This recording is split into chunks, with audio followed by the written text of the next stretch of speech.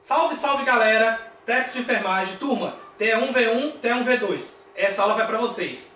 Lembrando, para a turma T1V2 eu já iniciei a aula, para a turma T1V1 eu não fiz início ainda da aula. Lembrando mais uma coisa, as nossas provas, trabalhos, seminários só vão ficar para depois, quando a gente tiver retorno às aulas. Até lá, fiquem tranquilos. Então, essa aqui então vai ser a nossa apostila número 2. Então, pode acompanhar o vídeo através da apostila. Da mesma maneira que vai estar no vídeo, vai estar na apostila de vocês. Gente, qual é a nossa apostila? A de bacteriologia, apostila número 2.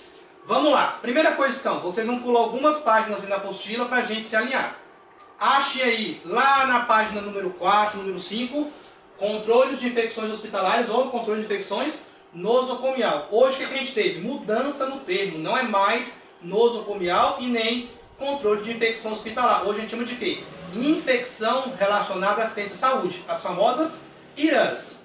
Detalhes importantes, coisa que eu já cheguei a mostrar para vocês um pouquinho na aula ali, né? Coisas erradas que a gente vê, sapato aberto, né? A luva ali rasgada, sapato de maneira errada comprada, ou o uso de jaleco na rua, que a gente vai estar vendo mais para frente aí.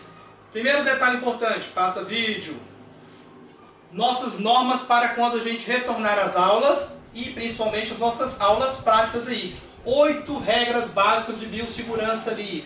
Primeira coisa, sempre colocar roupas e equipamentos adequados. Que roupas são essas? Roupas fechadas. Venha com seu jaleco totalmente fechado. Discretamente, o que eu preciso realizar? Observação se o meu cliente apresenta qualquer tipo de ferimento, secreção ou qualquer outra coisa que coloque minha vida em risco. O que eu quero dizer com isso? Observem, não chegue no seu cliente, não coloque a mão nele antes de observar se ele não tem algum tipo de porta de entrada, se ele não está embriagado, se ele não está em estado de choque, né, ou qualquer outra coisa que possa levar a sua vida aí em risco. Tranquilo? Coisa importante que eu já falei também, sapato sempre fechado. Não vou cobrar de vocês nem couro nem sintético. Para as nossas aulas práticas vocês podem vir com qualquer tipo de calçado, inclusive tênis. Mais para frente vocês, claro, sabem que vão precisar de roupas o quê? Brancas, inclusive também um sapato branco ali. E uma coisa que hoje não precisa nem se comentar, mas evite o uso de saia, roupas curtas, de maneira alguma pode ocorrer. E claro, cabelo, né, contido, preso, e uma das coisas que a gente sempre briga aí que são as unhas curtas. Padrão FIFA, desse modelo aqui, tá perfeito. E por enquanto não vou cobrar de vocês, mas também não deve fazer retirada das cutículas. E claro, quando vocês estiverem em campo de estágio, estiverem trabalhando, por favor, se você tiver qualquer tipo de corte, não deve fazer manipulação de secreção de maneira alguma. E uma coisa importante que agora já até enjoou de se falar, mas a gente tem que estar falando constantemente, a lavagem das mãos. Pelas normas da Anvisa, a lavagem das mãos deve ser realizada a cada 15 minutos ou sempre que eu julgar necessário. O que é eu julgar necessário? Sempre que eu achar que tem necessidade? Não. Toda vez que eu fizer manipulação de qualquer tipo de cliente. Se num prazo de 5 minutos eu manipular 5 pessoas, a lavagem das mãos deve ser realizada 5 vezes. E muito cuidado com isso aqui. Uso de adereço, cordões, brincos, né? Anéis. Posso usar? Não. Aliança, se ela for lisa, não tiver risco de rasgar na colocagem das luvas, tá valendo. E uma coisa importante também, não comer nem mascar chiclete dentro do laboratório e nem em campo de estágio. Não vai ser aceito de maneira alguma. E claro, uma coisa importante que é fazer sempre o quê? A utilização dos nossos chamados equipamentos de proteções individuais. Tranquilo? Qualquer dúvida, não adianta perguntar que é vídeo. Então, vamos lá. Quando a gente pensa em EPI, coisa importante que a gente vai ter, utilização das luvas. Existem vários tipos de luvas aí. Uma das que vocês vão mais fazer utilização são as chamadas o quê? Luvas de procedimento. Quando vocês forem adquirir a sua luva, por favor, compre a luva no seu tamanho certo. Vocês vão ver que lá na caixinha de luva, atrás dela tem um demarcador de tamanho. Você vai colocar a sua mão, você vai comprar a luva correta. Certinho? E outro que está muito falado aí, usos de máscara. Um ponto importante aqui, a gente está observando muito agora na rua as pessoas utilizando esse tipo de máscara aqui. Ou pode ser a N95, que é a mais indicada, ou às vezes você está vendo a pessoa utilizando esse tipo de máscara aqui, não sei se está vendo no vídeo esse aqui, que não é N95. É uma máscara facial normalmente para poeira. Não há necessidade de você utilizar essa máscara aí à toa. Isso aí é utilizado quando você vai trabalhar dentro de um campo intra-hospitalar, quando você tem, por exemplo, paciente, né, sabiamente positivo, por exemplo, para coronavírus, para tuberculose, ou hanseníase, como exemplo, sarampo. Então, esse modelo de máscara aqui, sendo um modelo N95, que é o mesmo desse aqui, é o único que tem certificação da Anvisa. Essas máscaras que a gente está comprando ultimamente, este modelo aqui não tem certificação da Anvisa. Então, ou seja, ele não é totalmente seguro. Claro que é melhor do que não utilizar nada. Outro ponto importante para nós, utilização de quê? Do jaleco. Como é que a gente vai exigir o jaleco ali? Jaleco de manga comprida, jaleco com punho, dependendo do material, como vocês queiram comprar. Tem T-Way, microfibra, tem o Oxford, tem de gabardine, tem outros lá que eu nem lembro mais o nome, mas enfim, compre o material que vocês quiserem, desde que manga comprida, com punho e que chegue pelo menos até próximo ali ao joelho. Ou outra possibilidade que a gente também tem são os capotes descartáveis, jalecos descartáveis. Nas aulas práticas, caso você tenha esquecido seu jaleco em casa, você pode adquirir um, você pode vir para a aula prática tranquilamente ali. Tranquilo? Coisas também que a gente vai ter como EPI comum, o óculos de proteção, todo mundo conhece, a touca, todo mundo conhece, e o chamado Protec.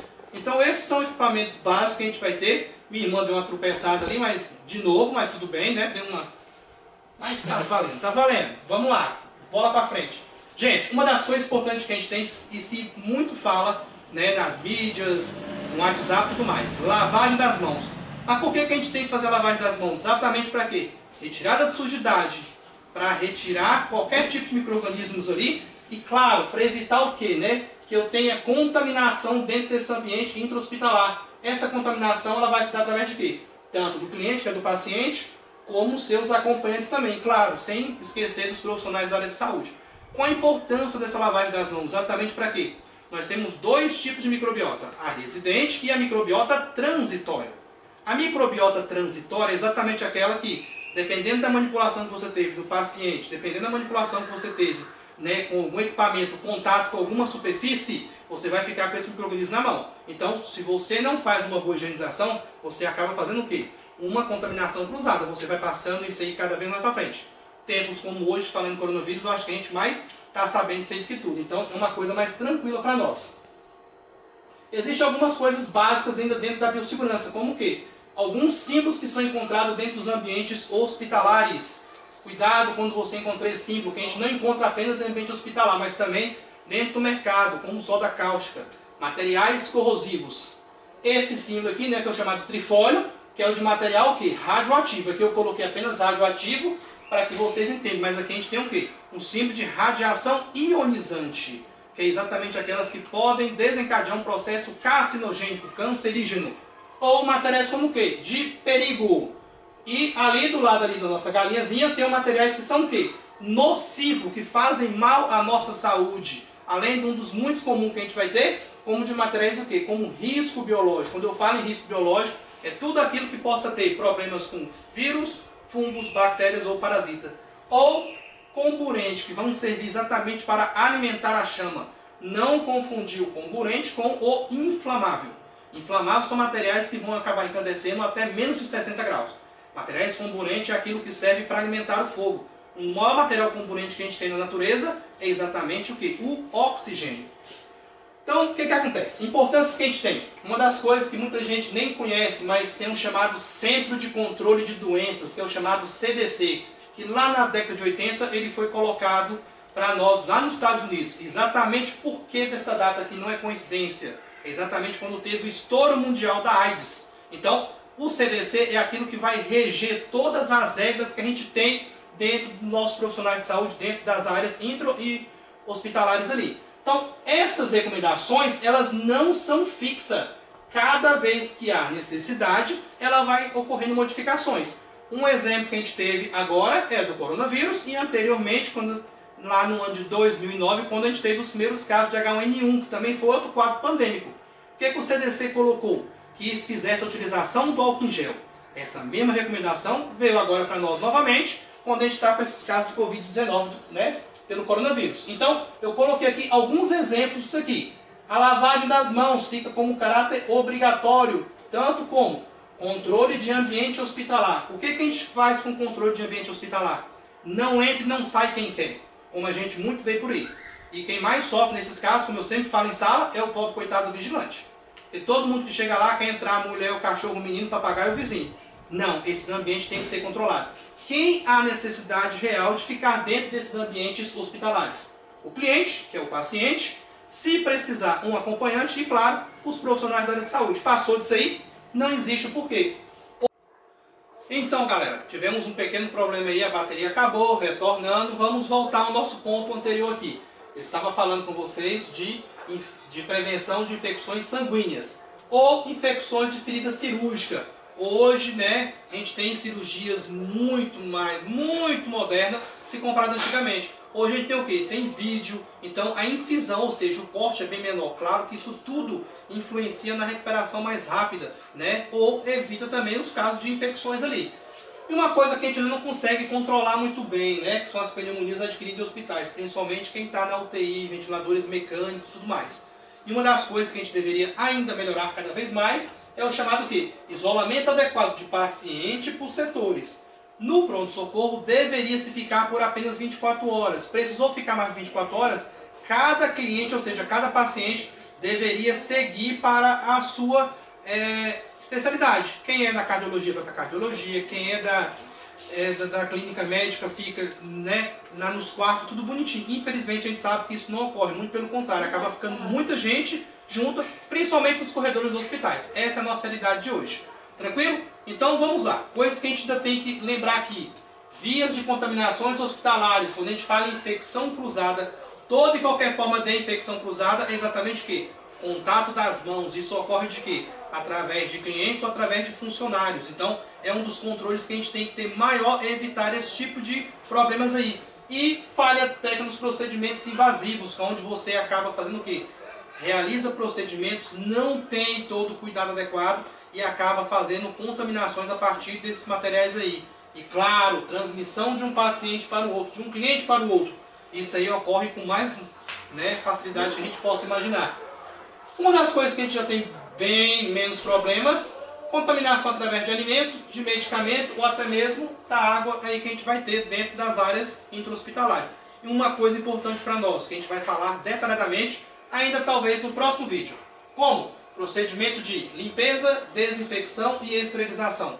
São 3 pontos básicos importantes porque são muito cobrados para a área de saúde, quando se fala então em, não só hoje pensando em concurso público, mas também pensando, né, nas provas que a gente está tendo nas redes privadas para fazer contratação de vocês. Então, o que a gente vai ter? Segurança do paciente e serviço de saúde. Aqui vai estar dividido por áreas e por artigos que estão materiais. Isso aqui, antes de eu começar a falar, já vou logo explicando. Isso aqui são normativas da Anvisa. Não sou eu quem escolho, não é ninguém que escolhe. Isso aqui está lá no catálogo da Anvisa. Então a gente tem que ter muito cuidado com isso. O local que eu conheço, que eu trabalho, que eu já fui, é tão limpo que eu acho que ele não se enquadraria nesse tipo de área crítica. Eu acho que ele seria semicrítico. Não. Isso aí é uma coisa que já está pré-determinado dentro desse manual. Então, primeira coisa que a gente vai ter as chamadas áreas críticas. O que são áreas críticas? É exatamente aqueles locais da área de saúde onde eu tenho um risco muito elevado de transmissão de doenças infecto-contagiosas. Pronto-socorro, sala cirúrgica, UTI, são locais que a gente vai ter um risco muito mais elevado. Centro de material esterilizado, próprios laboratórios e as chamadas áreas sujas das lavanderias. Botei aqui o exemplo para vocês. Se a gente observa aqui, são locais altamente críticos. Não sei se está de observar direito, mas aqui a gente tem um atendimento no chão do hospital. Observando essa imagem de cá, você tem pessoas internadas dentro do corredor e uma maca com um cadáver aqui. Essa imagem aqui é exclusivamente, né, do jornal o Globo, no Rio de Janeiro, onde o cara já tinha mais de 2 horas que já tinha evoluído para óbito e continuava ali aguardando ser, né, recolhido o corpo ali. A galinhazinha ali chama atenção, mas se você observar aqui, eu tenho pessoas trabalhando aqui, tem um rapaz sentado e aqui embaixo tem alguém deitado tendo o seu atendimento. E aqui também a gente tem uma imagenzinha mais crítica, que isso aqui depois eu comento com vocês em sala de aula para ficar melhor ali. Quando a gente pensa em área de lavanderia hospitalar, por que a área da lavanderia é uma área crítica? Exatamente porque, pense aqui, todo o material que você vai ter proveniente ali, né, das internações, das cirurgias, com sangue, com secreção, com tudo isso é para a lavanderia. Então, ou seja, o risco é muito mais elevado. Então eu tenho a área crítica, que é essa área suja da lavanderia, E depois eu vou ter as chamadas áreas semicríticas, onde eu entraria o quê? A parte da lavanderia hospitalar, mas depois na área limpa, depois que esse material já foi feito a lavagem deles. O que ocorre aqui? Como é que eu chamo as chamadas áreas semicríticas ali? São aquelas onde você vai ter doenças infecciosas ou de baixo potencial, ou sequer nem tem doenças infecciosas. Então, um dos exemplos maiores que a gente vai ter são os postos de saúde. Nem todo mundo que está no posto de saúde, necessariamente, está com uma doença infecto-contagiosa. Às vezes ele está indo lá para fazer o quê? Simplesmente para ele marcar uma consulta, para ele pegar uma medicação, ou ele está indo fazer um exame preventivo. Mas claro que existem dias ali que possa ser que ele está fazendo um atendimento com uma doença como a tuberculose. Mas de maneira geral, quando eu penso em área semicrítica, nem todos estão com doença infecto-contagiosa. Na maioria das vezes, então, ou baixo potencial, ou nem sequer são transmissíveis ali. Quando eu penso nas chamadas áreas não críticas, é onde muita gente confunde, principalmente em concurso público. Aqui eu tenho duas coisas importantes. Normativa da Anvisa, como eu falei anteriormente para vocês, e do próprio Ministério do Trabalho, para não haver necessidade de pagar insalubridade para os trabalhadores. Por quê? Aqui o que ocorre? Áreas não críticas, de acordo com o que está no manual da Anvisa, são aquelas áreas onde não está ocupada por paciente ou não serão realizados procedimentos. Então, um exemplo que eu poderia colocar para vocês aqui, ó, salas administrativas ou locais onde você vai fazer ali as fichas, são áreas que para eles são consideradas como não críticas. Mas observe a próxima imagem aqui. Eu tenho bem aqui a parte do pronto-socorro do hospital de base. Então, para o Ministério do Trabalho, para a Anvisa, essa área aqui está rotulada como área não crítica. Por quê? Porque ainda não está havendo atendimento de clientes. Se a gente pega hoje na nossa situação de Covid-19, se eu tenho aqui no meio desses aqui uma pessoa que está com uma doença infecto-contagiosa de forma aérea, mesmo que ele não esteja em atendimento, essa área aqui é sim uma área ou semicrítica ou crítica. O que às vezes é pior, que muita gente não enxerga. Para o trabalhador que está aqui fazendo esse atendimento, ele não recebe insalubridade exatamente por quê? Porque essa área está como não crítica. Aí fica um ponto que a gente vai discutir depois em sala de aula. Isso aqui dá uma boa discussão ali. Saindo desses locais, a gente vai trabalhar com o quê? Com materiais de artigos. Artigos críticos são materiais perfluorocortantes invasivos. Então, toda vez que eu falar em artigo crítico, eu estou falando de materiais que são perfluorocortantes. Então, todo material perfluorocortante, obrigatoriamente, ele tem que estar esterilizado. Preferencialmente que ele seja descartável. Dentre esses materiais que vocês mais vão ter contato aí, sem sombra de dúvida, eu tenho as agulhas hipodérmicas, eu tenho pinça, tenho tesouras, tenho lâmina de bisturi. Todos esses materiais são materiais perfluorocortantes. Agulhas, na maioria das vezes, sim, são descartáveis. Você pensa que pinça, bisturi, a lâmina é descartável. O cabo não. Mas se eu penso aqui em pinça e tesouras, essas também não são descartáveis. Elas vão ser o quê? Esterilizadas. Coisa que a gente vai estar falando também mais para frente um pouco. Saindo do artigo crítico, entra nos chamados artigos semicríticos aqui. O que são artigos semicríticos? Entram em contato direto com a pele, mas a pele não íntegra, ou com a mucosa, mas ela obrigatoriamente tem que estar íntegra. É indicativo que ele esteja esterilizado, mas se não tiver necessidade, se não tiver como, tranquilo. O que a gente vai colocar aqui como espéculo vaginal, que é um artigo semicrítico, ou a própria mamadeira. Hoje a mamadeira, obrigatoriamente, ela deve resistir ao autoclave. Então, se eu penso ali numa cânula de Guedel, são materiais que a gente vai ter normalmente estéreis, mas não obrigatoriamente. Tranquilo? Artigos não críticos. O que são os chamados artigos não críticos? São todos aqueles que vão entrar apenas em contato com a pele íntegra do paciente. Não pode ter portas de entrada. Quando eu penso em artigos não críticos, claro, maca, né? O esfígma e o esteto são artigos não críticos. Mas vamos entender uma seguinte situação. Isso confunde muito o aluno e principalmente candidato quando vão para concursos. Quando eu pergunto para vocês o que é um artigo não crítico, uma maca é um artigo não crítico, pois o quê? Ela vai estar entrando apenas com a pele íntegra do paciente como contato direto ali. Só que pense numa situação comum e real do dia a dia. Se eu pego um paciente que ele estava andando de moto, ele caiu, está com escoriação, não foi feito os devidos cuidados ali e colocou ele diretamente sobre essa maca aqui. Ela sai de um artigo não crítico e passa a ser um artigo crítico, mesmo não sendo invasivo. Mas ela não é invasiva, mas ela vai acabar tendo contato com o quê? Né? vai atingir pele e tecidos subepiteliais, ou seja, sistema vascular. Tem contato direto com o sangue, então, ou seja, o risco é maior. Por hoje ficamos por aqui e logo logo vamos entrar aqui na parte de procedimentos de limpeza, desinfecção, degermação e esterilização. Até a próxima!